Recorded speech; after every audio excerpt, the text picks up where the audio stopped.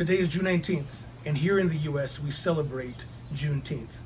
But to be completely frank, I know a lot of people who don't celebrate Juneteenth, who don't really understand the significance of it, and who let this day pass without acknowledging its value, its importance in American history, in world history. So let me help you. June 19th, 1865.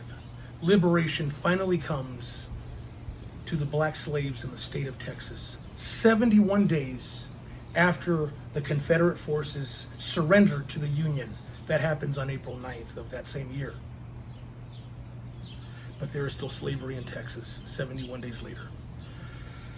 So something that happens during the war is that a lot of slave owners, plantation owners in places like South Carolina, Georgia, Alabama, Mississippi, they move into Texas, which is the furthermost, westernmost part of the Confederacy.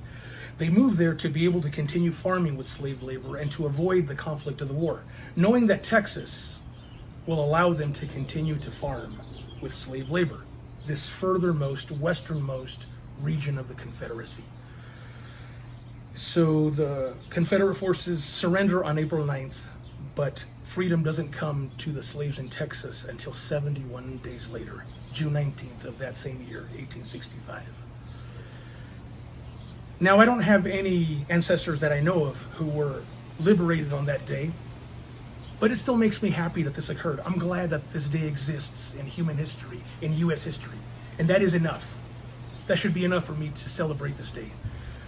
But if I would like to apply this maybe in a more personal way, I could do it in the following way.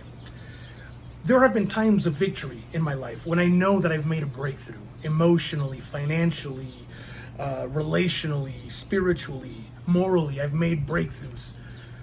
But after that feeling of elation for that breakthrough, for that victory, for that milestone, the truth of the matter is that there is still a lot of work that has to happen in the furthermost regions of my existence, in the Texas of my existence, if you will. There are still strongholds that are hanging on, that refuse to surrender. And even though I feel freedom in this main part of my existence, I need to send out an expedition to that Texas of my existence, of my psyche, of my awareness, of my consciousness, to also make sure that victory happens in that furthermost region. So I invite you to use this application in your life. Unless there is freedom in every area of your life, unless the Texas of our existence is also free, we don't really have true liberation.